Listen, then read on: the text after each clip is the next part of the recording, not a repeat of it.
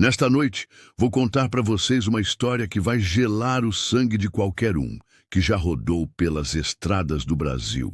É sobre encontros sobrenaturais, traições que destroem vidas e mistérios que a polícia não consegue explicar. Antes de começarmos, me conta aí nos comentários de onde você está assistindo. Quero saber se essa história chegou até você. E se você ainda não é inscrito no canal, bate naquele botão vermelho, porque toda semana tem história nova de arrepiar. Agora, vem comigo conhecer a experiência mais aterrorizante que o caminhoneiro Betão do Volante viveu em 32 anos de estrada, Roberto. Assunção, conhecido nas estradas como Betão do Volante, tinha 48 anos quando sua vida mudou para sempre.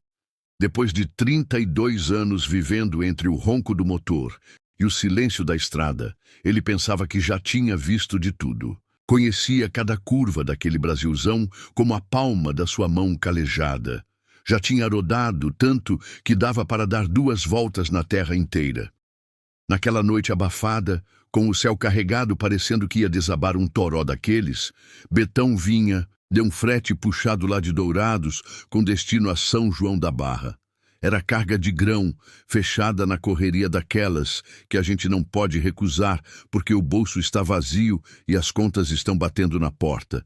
Estava cansado, com o corpo moído depois de quase 15 horas no batente, mas não o bastante para ignorar o que viu naquela curva fechada da BR-153 a Belém-Brasília, altura de Goiás. Uma mulher sozinha no meio do nada, vestida de branco dos pés à cabeça. Parecia ter saído de um casamento ou de uma igreja, pé descalço no asfalto quente, mão levantada pedindo carona. Deviam ser umas 11 e pouco da noite, aquela escuridão que só quem roda de madrugada conhece. Parecia cena de filme ou coisa de assombração. Reza, misericórdia, pensou consigo mesmo. Mulher sozinha, nesse fim de mundo vai acabar mal. Reduziu a velocidade, jogou o pisca-alerta e encostou no acostamento estreito.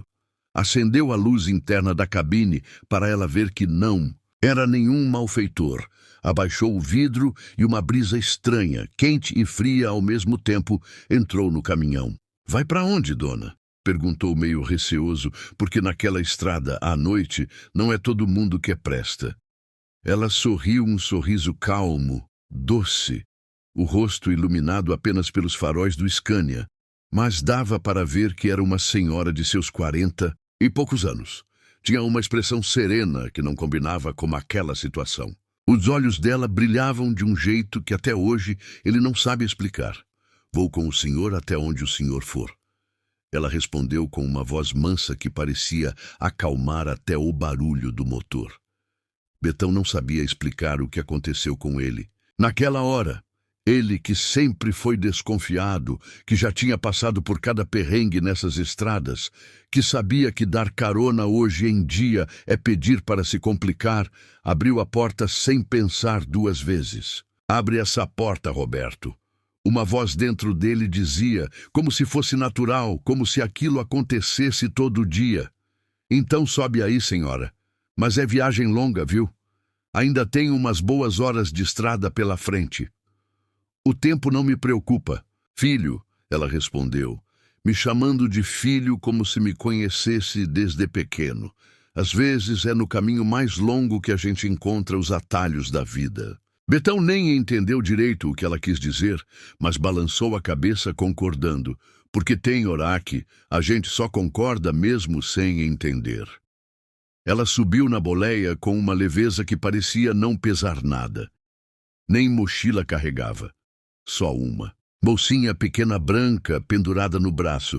Sentou do lado dele, ajeitou o vestido branco comprido, colocou as mãos delicadas no colo e ficou olhando para frente como se já conhecesse aquela estrada. "Tá fugindo de alguma coisa, dona?" perguntou, enquanto engatava a primeira e voltava para o asfalto. "Porque esse lugar aqui é perigoso demais para uma senhora sozinha." "Não estou fugindo, estou indo ao encontro," ela respondeu enigmática sem tirar os olhos da estrada. "Escute, o perigo, meu filho, filho, nem sempre está onde a gente pensa que está. Aquilo deu um calafrio na espinha de Betão, mas ele engoliu, seco, e seguiu viagem. Ligou o rádio para quebrar o silêncio. Tocava uma moda sertaneja antiga, daquelas que falam de saudade e estrada. Ela começou a cantarolar baixinho, como se conhecesse cada verso. Vai ser uma longa noite, pensou consigo, mesmo sem imaginar que aquela seria a noite que mudaria sua vida para sempre. A estrada se estendia como uma cobra preta na frente deles. A lua, que antes estava coberta por nuvens, apareceu de repente, grande e redonda, iluminando tudo. Ali, naquela boleia que já foi sua casa por tantos anos, ele sentiu algo diferente. Como se o mundo lá fora tivesse parado, como se só existisse aquela estrada, aquele caminhão e aquela mulher misteriosa que acabava de entrar na sua vida. E foi assim que começou a história mais estranha que esse velho caminhoneiro já viveu. Quando ela entrou no caminhão, Betão sentou mais ereto. Um perfume de flor invadiu a cabine. Não era perfume comum. Era cheiro de missa, de casa de vó, daqueles que a gente sente e na mesma hora vem lembrança de infância, de domingo de manhã, de terço na mão da mãe. Coisa esquisita. O rádio, que antes estava alto, de repente parecia baixo demais, como se tivesse vergonha de fazer barulho perto dela. Betão, que era falador, ficou meio sem jeito. A mulher tinha um olhar que parecia atravessar a gente, daqueles que leem até o que está escondido. Obrigada pela carona, ela falou depois de uns 5 minutos em silêncio. Não é qualquer um que para ajudar nos dias de hoje. É, senhora, a estrada está perigosa, mas não dava para deixar a senhora ali sozinha numa hora dessas, respondeu orgulhoso de ter feito a boa ação do dia. Roberto, o senhor sempre foi assim, não é? Ajudando os outros mesmo quando seu próprio coração está precisando de ajuda. Betão travou, gelou dos pés à cabeça. Como ela sabia o nome dele, ele não tinha falado, tinha certeza. Como a senhora sabe meu nome? Ela sorriu de novo, um sorriso de mãe. A estrada fala, meu filho, fala muito, e quem anda por ela, tanto tempo como o senhor, acaba deixando marca. A partir daquele momento, Betão soube que aquela não seria uma carona comum. Havia algo sobrenatural naquela mulher, algo que mexia com as estruturas da realidade. Conversava pouco, mas cada palavra pesava 1 tonelada. Parecia que ela soltava as frases assim, de propósito, para mexer com a gente. Falava mansinho, olhando mais para a estrada do que para ele. Betão, nervoso, apertava o volante com força. Já tinha pegado muito caroneiro esquisito nessa vida, mas aquela mulher era diferente, muito diferente, e ele ainda não fazia ideia do que estava por vir. A conversa entre Betão e a misteriosa Maria começou quando ela perguntou se ele acreditava em sinais. Betão disse que sim, que caminhoneiro é bicho supersticioso. Comentou do santo que carregava no painel, da fita do Senhor do Bonfim amarrada no retrovisor, da oração de São Cristóvão colada no quebra-sol. Ela apenas balançou a cabeça como se dissesse: não é disso que eu estou falando. Falo dos sinais que a vida dá, Roberto. O senhor percebe eles ou só segue rodando sem prestar atenção no que acontece ao redor? Aquilo pegou Betão de jeito, porque, para falar a verdade, a gente vive no automático mesmo. Pega frete, entrega carga, dorme, come, segue viagem, repete tudo de novo no outro dia. É uma vida que vai engolindo a gente sem a gente perceber. A senhora fala de uns negócios difíceis de entender, comentou, desconversando. Maria disse que a estrada sabia mais sobre ele do que a própria família dele. Ela riu baixinho. É porque a estrada te vê todos os dias. Sua família só te vê de vez em quando, não é? Quando dá tempo de passar em casa. Aquilo doeu. Doeu porque era verdade. 3, 4 dias por mês em casa, quando muito. O filho, mais novo já, nem o reconhecia direito. A mulher, coitada, aguentou o quanto pôde. Você tem um vazio aí dentro que nenhum volante preenche, ela disse, e Betão engoliu seco. Como ela sabia do buraco que ele carregava no peito, escondido debaixo de muita conversa fiada, de muita risada forçada nos postos de gasolina, de muito cafezinho com os colegas para disfarçar a solidão. O caminhão foi engolindo o asfalto e Betão ficou quieto pensando. Ela parecia esperar, como se soubesse que uma hora ele ia abrir o jogo. E abriu mesmo, porque tem hora que a gente precisa falar, nem que seja para uma estranha numa estrada perdida. Começou falando do filho que não via há anos, o Juninho, que hoje já devia ter uns 15 anos, mas que na cabeça dele ainda era aquele moleque de 8 que gostava de brincar com um caminhãozinho de plástico. Falou da última vez que o viu, prometendo que voltava logo, que ia trazer um presente, e como demorou 2 meses para conseguir voltar por causa de um frete que emendou no outro. Contou da Ana, a mulher que o largou por causa dessa vida. Não aguento mais dormir sozinha, ela disse no bilhete. Não aguento mais explicar para o menino porque o pai nunca está nos aniversários dele. E foi embora para a casa da mãe dela, em Joinville, levando o moleque junto. Betão tentou ir atrás, mas o tempo, esse danado nunca sobra. Sempre um frete melhor, uma carga urgente, um patrão ameaçando cortar se não aceitar. Falou das noites dormindo no banco, com saudade de uma cama de verdade. Da solidão que é tomar café sozinho, em posto de beira de estrada, vendo os outros caminhoneiros falando com a família pelo celular, mostrando foto do moleque e da mulher, enquanto ele só tinha o rádio e as estrelas como companhia. Essa vida come a gente por dentro, dona. A gente acha que está construindo alguma coisa, mas quando vai ver, só construiu estrada.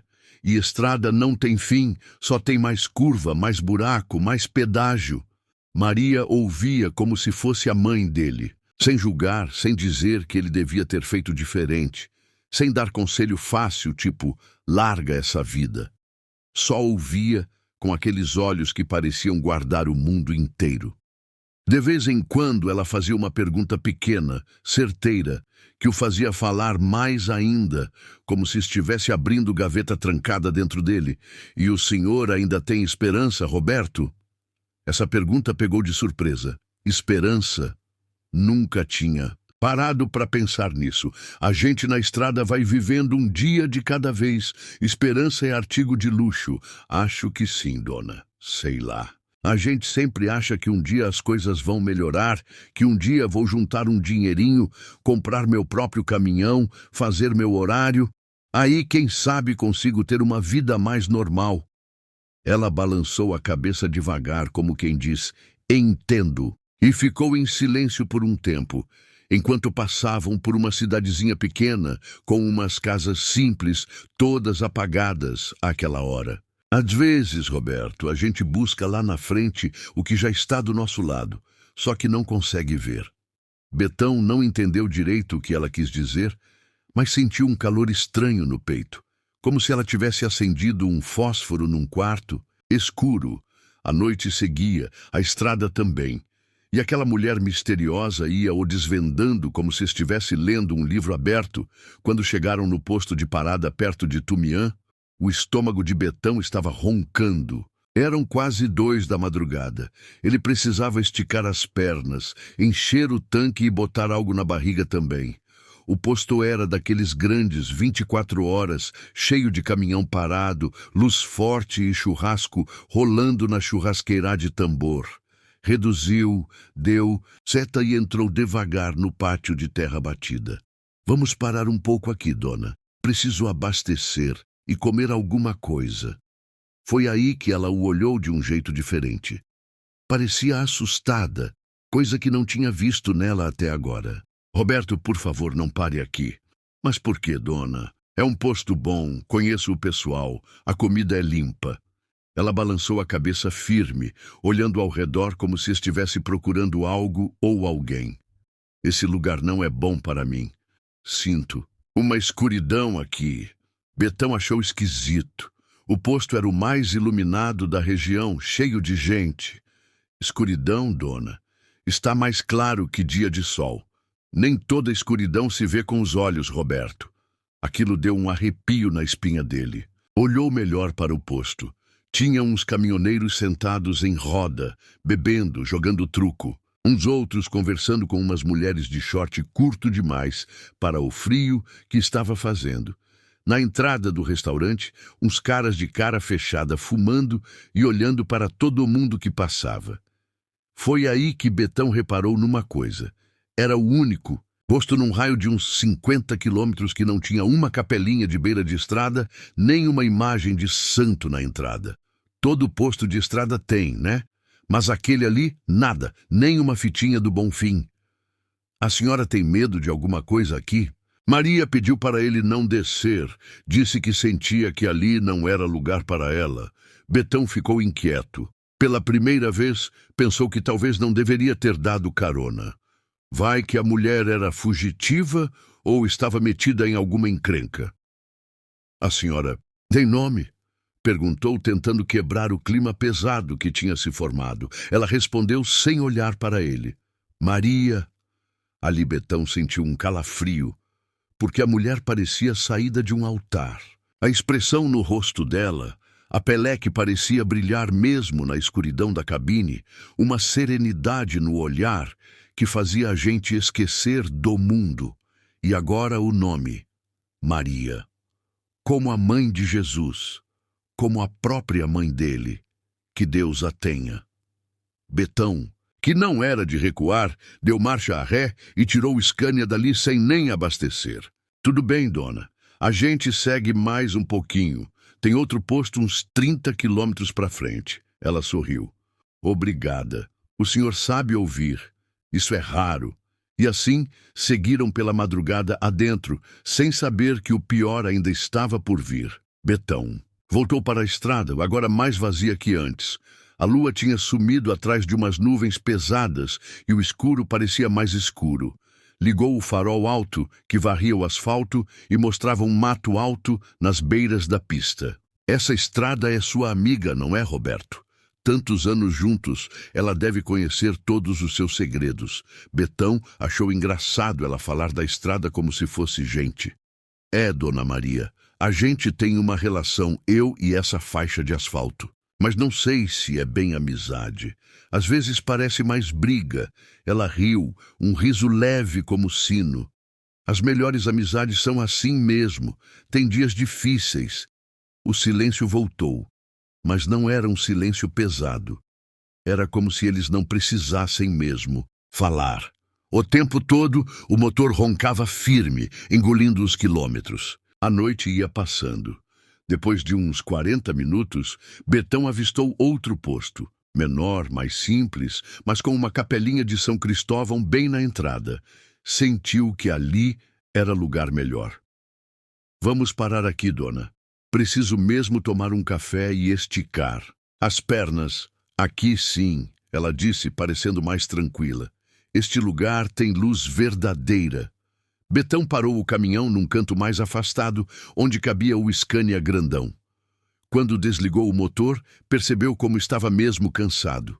Os olhos ardendo, a coluna reclamando, depois de tanto tempo sentado. A senhora quer descer também? Comer alguma coisa? Não, obrigada. Prefiro ficar aqui. Betão achou estranho de novo. Quem viaja há tanto tempo e não quer nem esticar as pernas? A senhora não está com fome? Faz tempo que a gente está na estrada. Eu me alimento de outras coisas, Roberto. Não se preocupe comigo. Cada vez mais esquisito, mas o cansaço era tanto que Betão não ficou pensando muito. Saiu da cabine, trancou a porta e foi até o restaurante. Comeu um prato de feijão com arroz e bife, tomou um café preto daqueles de coar na hora e voltou para o caminhão, levando uma marmita pequena caso ela mudasse de ideia. Quando voltou, Maria estava exatamente na mesma posição, como se não tivesse se mexido um centímetro. Só que agora estava cantarolando baixinho uma música que ele não conhecia. Parecia coisa de igreja. Trouxe um lanche para a senhora, caso queira. O senhor é gentil, Roberto, mas não preciso disso. O que tenho Para oferecer é algo diferente. Depois que saíram dali, ela abriu aquela bolsinha branca que carregava. De dentro, tirou um vidrinho comum líquido escuro. É um chá de ervas especiais, acalma o corpo e alimenta a alma. Betão olhou desconfiado. Nunca foi de tomar coisa de estranho. Que tipo de chá é esse, dona? É calmante, de erva doce e outras ervas que cultivo. Vai ajudar o senhor a seguir viagem mais tranquilo. Betão não sabia por quê, mas aceitou. Talvez porque estava mesmo precisando relaxar, o corpo todo duro de tensão. Talvez porque, naquela altura, já sentia uma confiança estranha naquela mulher. Ela despejou um pouco do líquido na tampa do frasco, uma tampa que mais parecia copinho, e entregou para ele. Beba devagar. Sinta o sabor. Deixe que ele encontre os lugares dentro de você que precisam dessa calma. E o bobo do Betão aceitou. O líquido era doce no começo, depois amargo. Desceu quente pela garganta, espalhando um calor gostoso pelo corpo. É bom mesmo, dona. Faz tempo que não me sinto tão leve. Ela sorriu, guardando o frasco. O senhor merece paz, Roberto. Merece descanso. Já carregou tanto peso nessa vida. A vista de Betão começou a ficar meio embaçada. As linhas da estrada começaram a dançar na sua frente, encostou no acostamento com o coração acelerado. Alguma coisa estava muito errada. Dona Maria, o que a senhora pôs nesse chá? A língua dele parecia pesada demais. As palavras saíam enroladas. Descanse, Roberto. Apenas descanse. Foi a última coisa que ouviu, antes do mundo apagar. Betão não sabia quanto tempo se passou. Só sabia que quando abriu os olhos, o céu estava clareando. Um sol fraquinho batia na cara dele. O corpo estava deitado no mato perto da estrada, com orvalho molhando a roupa. A cabeça doía, como se tivesse levado uma pancada forte. A boca seca, que nem deserto, com um gosto amargo que não saía nem cuspindo. O pior nem foi isso. Foi quando se sentou, meio zonzo ainda, e olhou para o acostamento. O caminhão não estava mais lá. Esfregou os olhos, pensando que estava sonhando, mas não era sonho. Era o pior pesadelo da vida dele. O Scania, o ganha-pão dele, tinha sumido junto com toda a carga de grão que valia uma fortuna. Levantou correndo, cambaleando que nem bêbado, rodou em volta olhando para todo lado. Nada. Só a estrada vazia e o mato baixo. Algumas marcas de pneu, no acostamento e mais nada. O mundo dele tinha desaparecido. Cadê meu caminhão? Berrou para a estrada vazia, a voz saindo arranhada da garganta seca. Foi aí que se tocou. Não tinha só perdido o caminhão, tinha perdido tudo. Apalpou os bolsos. Sem carteira, sem documentos, sem celular, sem dinheiro. Estava que nem um mendigo na beira da estrada. Era um caminhão novo, quitado com suor. Não era financiado, não. Betão tinha economizado 7 anos pegando todo tipo de frete, dormindo mal, comendo pior, para juntar a entrada. Depois, mais 4 anos pagando parcela. Tinha quitado ele fazia só 8 meses. O orgulho dele, a vida dele, o futuro dele. E agora, tudo. Virado poeira na estrada. Levaram inclusive o que restava da fé dele. Gritou, xinguei, jurou vingança, chutou o mato, jogou pedra na estrada, amaldiçoei o dia que tinha nascido. Desgraçada, filha da... Berrou, lembrando da tal santa do asfalto, a mulher de branco que tinha enganado ele como se fosse um bebê de colo. Um caminhoneiro de 48 anos, rodado, experiente, calejado nas malandragens da vida, caindo num golpe velho. Pior que o golpe em si foi a humilhação. Como pôde ser tão idiota? Como aceitou aquela bebida? Mas não adiantava. O que aconteceu ali foi mais que um roubo. Foi uma traição que mexeu com a alma, porque no fundo, por algumas horas, Betão acreditou que tinha encontrado alguém que o entendia, que sabia da dor dele sem ele precisar explicar. E era tudo fingimento, tudo armado para roubar ele. Ficou sentado na beira da estrada um tempão, até que um carro de passeio parou. Um senhor de idade e a esposa, com cara de assustados, perguntando se ele estava bem. "Roubaram meu caminhão", falou, a voz embargada. "Me deram um chá com droga e levaram tudo." O senhor, que graças a Deus era gente boa, deu uma garrafa d'água, um pacote de bolacha e deixou Betão usar o celular dele para ligar para a polícia. Depois, deu carona até a cidade mais próxima, onde tinha uma delegacia. Betão chegou, lá acabado. Olho vermelho, roupa suja de terra, parecendo um desses maloqueiros que pedem trocado no farol. O policial nem queria atender direito, achando que ele era vagabundo. Só depois que insistiu muito, que mostrou a carteira da Associação dos Caminhoneiros, que por sorte estava num bolso escondido da jaqueta, é que o policial começou a levar a sério. "É o terceiro caso esse mês", disse o delegado depois de ouvir a história de Betão. Sempre nesse mesmo trecho. E assim começou o pior capítulo da vida de Roberto Assunção, o Betão do volante. De dono de caminhão a mendigo da estrada. Tudo por causa de uma mulher de branco que apareceu na madrugada como um anjo, mas se revelou o próprio demônio. Betão foi até a polícia e relatou tudo. Mostrou o retrato falado da mulher que pediram para ele descrever. O delegado, um cara de uns 50 anos, barriga de chope e olhar cansado, só balançou a cabeça quando viu o desenho pronto. "Esse rosto não é o primeiro a aparecer aqui. Só muda o nome. Maria, Clara, Lúcia, mas sempre a mesma. Descrição, mesma abordagem, mesmo fim. Uma mulher bonita, de vestido branco, aparentando uns 40 anos, jeito calmo, voz mansa, pedindo carona sozinha na estrada. Essa quadrilha está agindo há meses", explicou o delegado. "Eles usam sempre a mesma mulher como isca. Ela dá um tipo de sonífero para o motorista e depois os comparsas aparecem com um caminhão-guincho, levam o veículo e somem." "E o senhor não faz nada?" perguntou Betão, revoltado.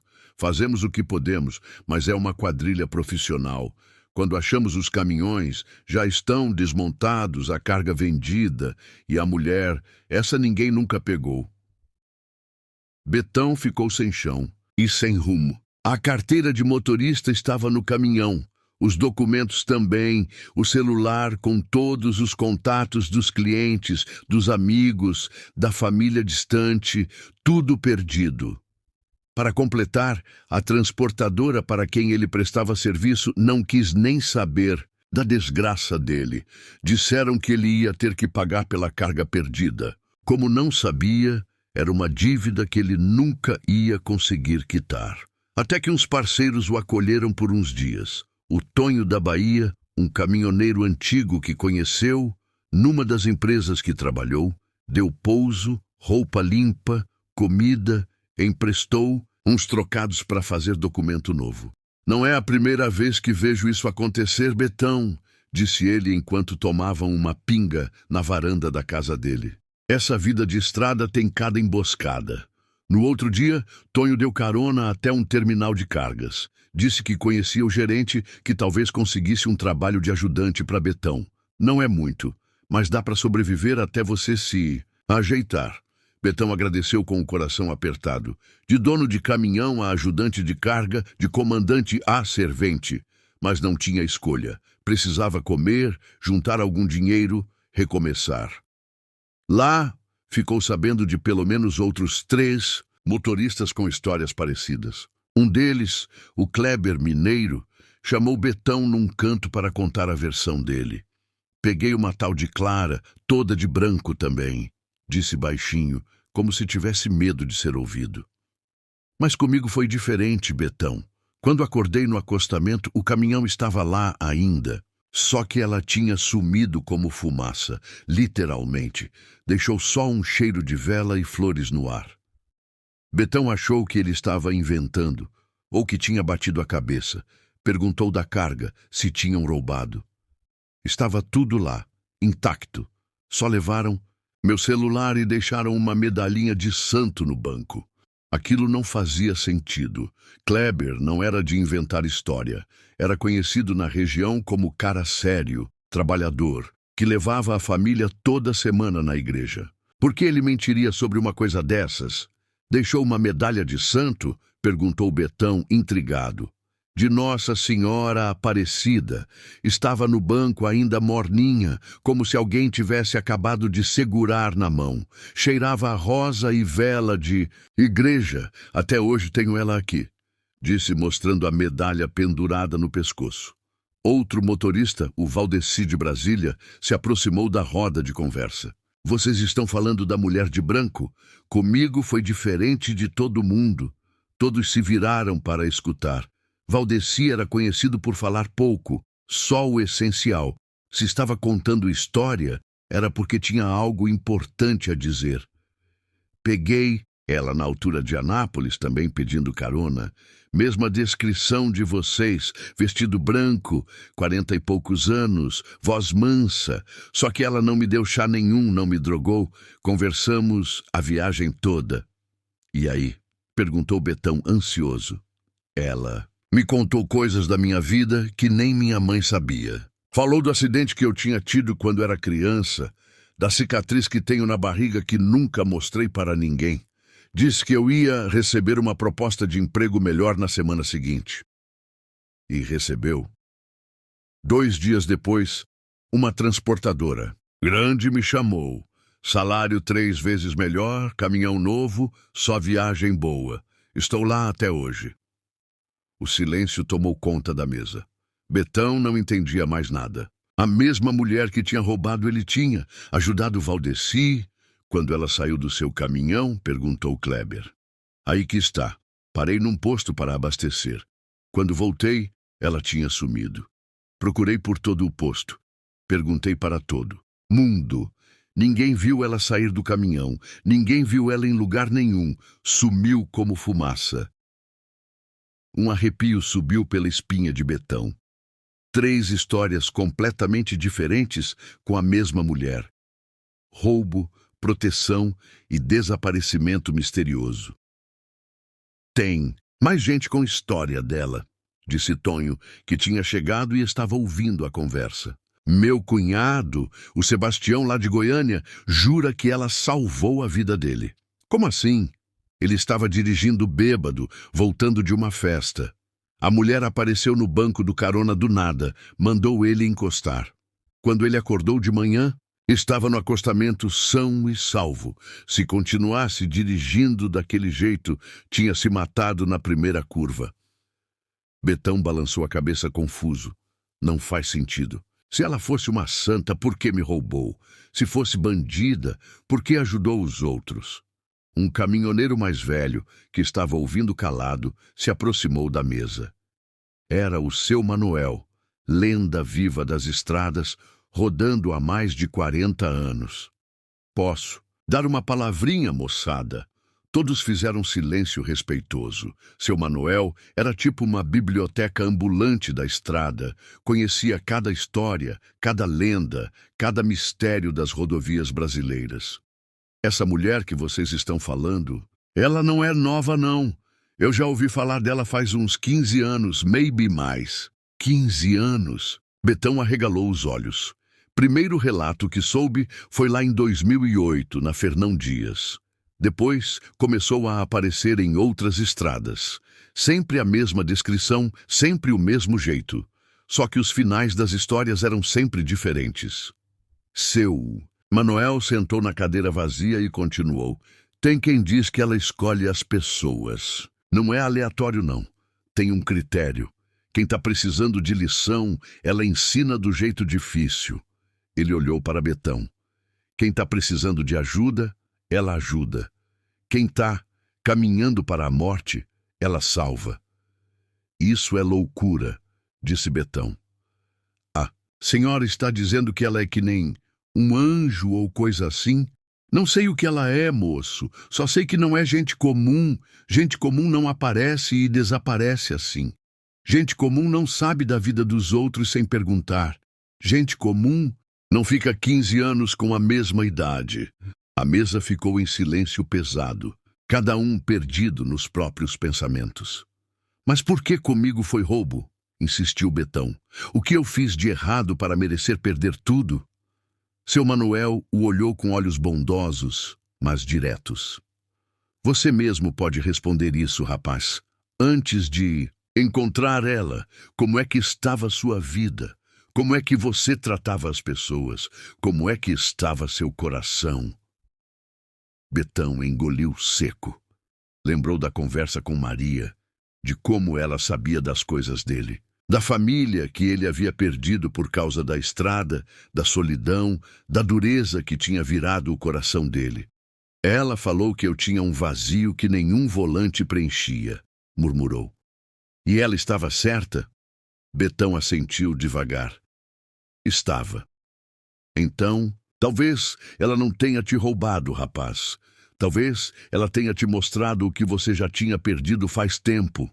Às vezes, a gente precisa perder tudo para entender o que realmente importa. Depois daquela conversa no terminal, Betão não conseguia parar de pensar nas palavras do seu Manuel. Será que a Maria realmente tinha uma missão com cada pessoa que encontrava? A ideia parecia maluca, mas ao mesmo tempo fazia um sentido estranho. Nos dias seguintes, ele começou a prestar mais atenção nas conversas dos outros caminhoneiros. E quanto mais ouvia, mais casos da mulher de branco apareciam. No posto da divisa de Minas com São Paulo, um motorista de Ribeirão Preto contou que ela tinha aparecido para ele numa noite que estava pensando em se matar. A esposa tinha morrido. De câncer, os filhos tinham se afastado, as dívidas estavam consumindo tudo. Eu tinha decidido, disse o homem com os olhos vermelhos. Ia acelerar o caminhão e bater de frente numa carreta. Acabar com tudo de uma vez.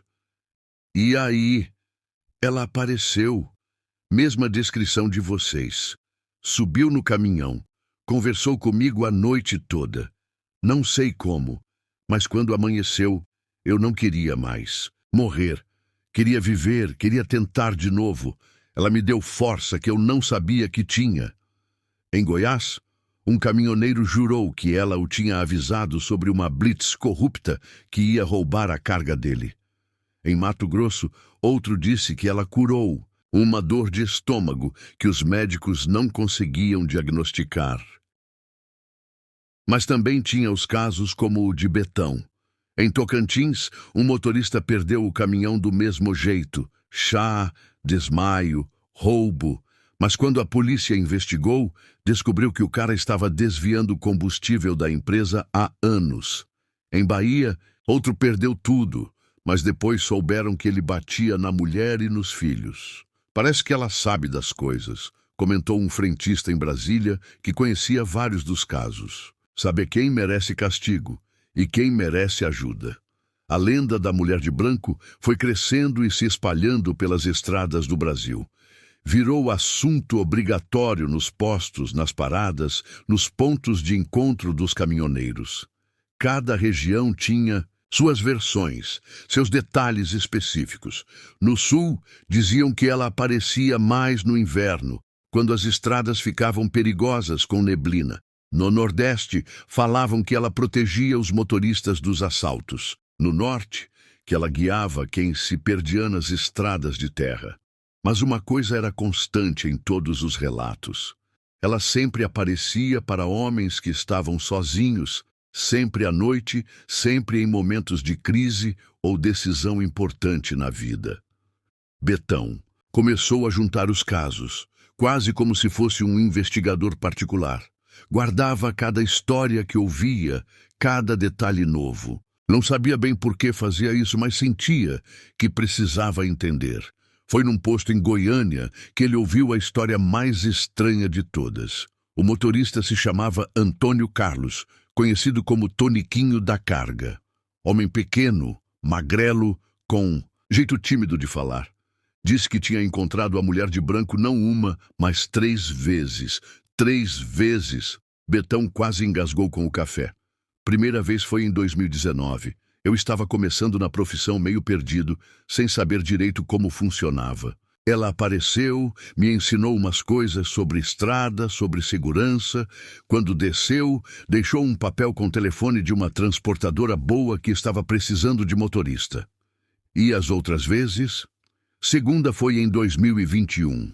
Eu tinha começado a beber, pesado, estava perdendo o controle da vida. Ela apareceu de novo, conversou comigo, me fez prometer que ia parar de beber, e eu parei. E a terceira? Toniquinho ficou quieto por um momento, mexendo no copo de café. Foi mês passado. Minha filha estava no hospital, precisando de uma cirurgia cara. Eu não tinha dinheiro, estava desesperado. Ela apareceu e me deu um envelope da corrupção. Todos os 12 receberam propostas para usar seus dons para o mal, para proteger bandidos, para ignorar crimes, para se tornarem cúmplices de quem causa sofrimento. A senhora organizou isso? Não, Roberto. Eu não preciso organizar testes. O mal faz isso sozinho. Quando o bem cresce, o mal sempre tenta corromper. É a lei natural do mundo. Maria olhou pela janela para a chuva que caía. Vocês poderiam ter aceitado. Teriam muito dinheiro, vida fácil, proteção poderosa. Mas todos escolheram o caminho difícil. Escolheram permanecer fiéis à missão. E se um de nós tivesse aceitado? Então eu teria que recomeçar. Encontrar outros 12, treinar outros corações. O bem é paciente, Roberto, mas também é exigente. Não pode haver meio termo entre luz e trevas. Betão sentiu um peso nos ombros. É muita responsabilidade. Toda escolha tem consequências. Quando vocês escolheram ser melhores, escolheram também carregar o peso de proteger quem é mais fraco. Quando escolheram ser luz, escolheram também enfrentar as trevas. E agora? Agora vocês estão prontos para a fase final da missão. Que fase final? Maria sorriu, mas dessa vez havia uma tristeza nos olhos. A fase em que vocês não precisam mais de mim. Não precisar mais da senhora? Betão repetiu confuso. Como assim? Maria se virou para encará-lo completamente. Pela primeira vez, desde que a conhecera, Betão notou que ela parecia cansada, como se carregasse um peso invisível há muito tempo. Roberto, posso te contar uma história? Claro. Há muito tempo existia uma mulher chamada Maria das Dores. Ela vivia numa cidade pequena do interior. Era casada, tinha 2 filhos pequenos. O marido era caminhoneiro. Betão sentiu um calafrio. Havia algo familiar nessa história. Um dia, o marido dela saiu para uma viagem e nunca mais voltou. O caminhão foi encontrado numa ribanceira. Ele tinha morrido na hora. Acidente, disseram. Mas Maria descobriu depois que ele estava alcoolizado, que tinha brigado com ela antes de sair, que estava dirigindo com raiva e descuido. A voz de Maria ficou mais baixa, mais melancólica. Maria das Dores criou os filhos sozinha, trabalhando de doméstica, lavando roupa para fora, fazendo tudo o que podia para sobreviver. Mas a raiva consumia ela por dentro. Raiva do marido que a abandonou, raiva dos caminhoneiros que bebiam e dirigiam, raiva de um mundo onde homens irresponsáveis destruíam famílias. O que aconteceu com ela? Ela morreu jovem, de tanto trabalho e desgosto. Morreu com o coração cheio de mágoa, sem nunca ter conseguido perdoar. E quando chegou do outro lado, não conseguiu seguir em paz. Betão engoliu seco. A senhora é... Eu sou Maria das Dores, Roberto. Ou era. Há 15 anos que vago pelas estradas, presa entre 2 mundos, tentando entender por que não consigo partir. A revelação atingiu Betão como um raio. A senhora é uma alma penada? Sou uma alma com uma missão não cumprida. Durante anos, eu só sabia fazer uma coisa: punir. Roubava caminhoneiros irresponsáveis, assombrava quem dirigia bêbado, aterrorizava quem abandonava a família pela estrada. Achava que estava fazendo justiça. Mas isso mudou? Mudou quando percebi que a punição sozinha não resolve nada. Só cria mais dor, mais raiva, mais abandono. Foi quando comecei a tentar ajudar também. Salvei Valdeci, protegi Kleber, orientei Toniquinho, mas ainda não era suficiente. Maria levantou e caminhou até a janela, olhando a chuva. Foi aí que entendi qual era a minha verdadeira missão. Não era punir nem salvar individualmente. Era criar multiplicadores. Encontrar homens que pudessem ser transformados e que, transformados, transformassem outros. Por isso escolheu a gente, escolhi vocês porque vocês tinham potencial para mudança.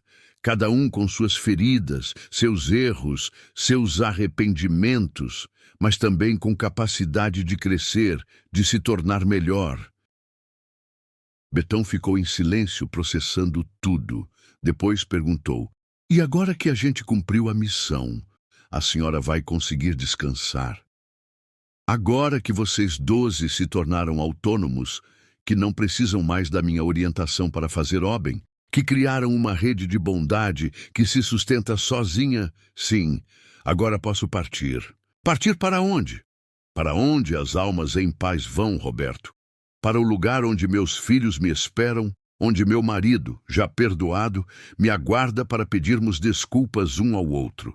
Maria voltou para o banco e pegou as mãos de Betão. "Mas antes de partir, preciso te agradecer. Agradecer a todos vocês. Vocês me ensinaram que a verdadeira justiça não é punição, é transformação. Vocês me mostraram que o perdão é mais poderoso que a vingança. A senhora que nos ensinou tudo." "Não, Roberto. Eu apenas criei as situações. Vocês escolheram e como reagir. Quando você foi roubado, poderia ter se tornado amargo e vingativo para sempre, mas escolheu aprender.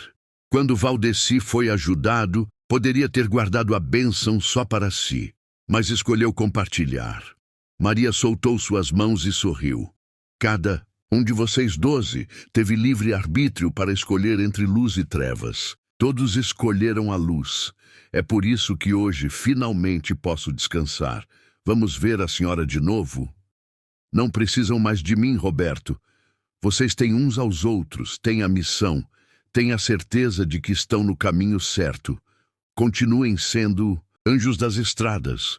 Continuem salvando vidas, protegendo famílias, sendo a luz que o mundo precisa."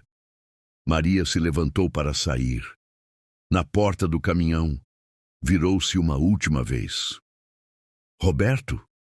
"Sim?" "Diga para seu filho que eu sei que ele está orgulhoso do pai que você se tornou.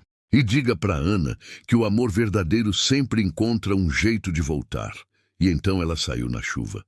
Betão a observou caminhando sob os pingos d'água, mas a cada passo que dava, ela ia ficando mais transparente, mais etérea. Até que, chegando na estrada, ela simplesmente se dissolveu na chuva da madrugada. Betão ficou ali, parado na porta do caminhão, sabendo que nunca mais haveria, mas também sabendo que nunca mais estaria sozinho, porque agora carregava dentro de si a missão que ela havia plantado. 5 anos se passaram desde aquela noite na BR-153. Hoje, dirigindo meu Volvo branco pela mesma estrada onde tudo aconteceu, sou um homem diferente. Não melhor, não pior, apenas diferente. O rádio tocava baixinho na cabine quando parei numa pregação. O pastor falava sobre provações e disfarces de luz para nos testar. Aquilo me acertou como um soco. Não era isso que Maria tinha feito? Se vestido de branco, parecendo uma santa só para me roubar? "O inimigo conhece nossas fraquezas", dizia a voz. "Se apresenta como amigo." Mas a queda não é o fim da história. Deus usa até mesmo o mal que nos fazem para nos fortalecer. Encostei no acostamento, emocionado. Era como se aquele homem estivesse lendo minha vida inteira. Naquele dia, olhei para o céu e veio um pensamento claro. Eu ainda estava vivo. Podia ter sido pior. E agradeci, não pela perda, mas pela lição. Desde então, ouço mais meu instinto, sou mais cauteloso, analiso melhor cada pessoa. Voltei a ajudar quem precisa, mas de olhos bem abertos.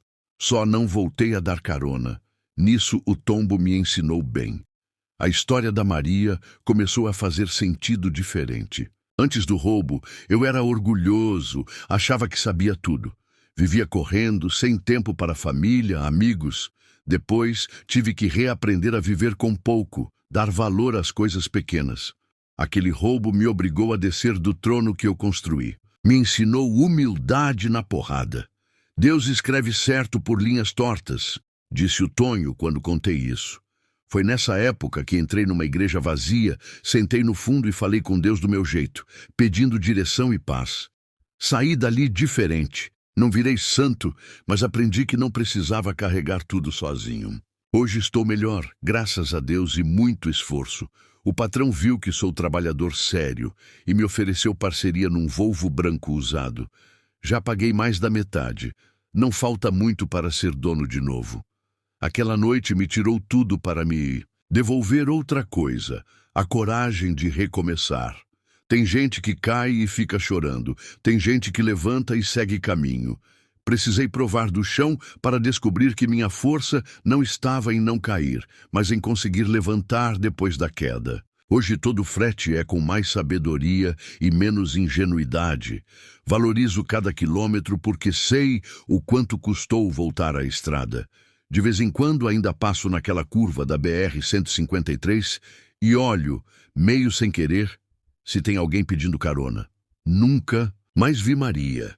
Outro dia um caminhoneiro jovem perguntou se eu acreditava em fantasma. Sorri e disse, tem coisa na estrada que é melhor não encontrar, rapaz. O que importa é o que aprendi depois que a tempestade passou. Aprendi que só damos valor de verdade ao que temos depois que perdemos. Que a amizade verdadeira aparece na hora do aperto, que recomeçar é possível. E você, meu irmão de estrada, já confiou em quem não devia? Se está passando por momento difícil, me escuta. Não é o fim da linha, é só uma parada forçada. Todo caminhoneiro sabe que depois da curva mais fechada vem sempre um trecho de reta. Dirigir caminhão é fácil, já me disse um amigo. Difícil é conduzir a vida para os lugares certos. Eu me perdi numa curva da BR-153 quando dei carona para Maria. Mas encontrei meu rumo de novo. Talvez esse fosse o plano desde o começo. A estrada segue e eu também. Com mais cautela no coração, mas também com gratidão por cada dia visto da boleia. E a Maria? Se um dia encontrar ela de novo, que Deus me livre, só tenho uma coisa. Para dizer, obrigado pela lição. Foi cara demais, doeu pra caramba, mas aprendi. Seja ela bandida, fantasma ou provação divina, foi depois dela que virei um homem melhor. Mais forte, mais sábio, mais humano. E isso, meus amigos, ninguém pode roubar de mim.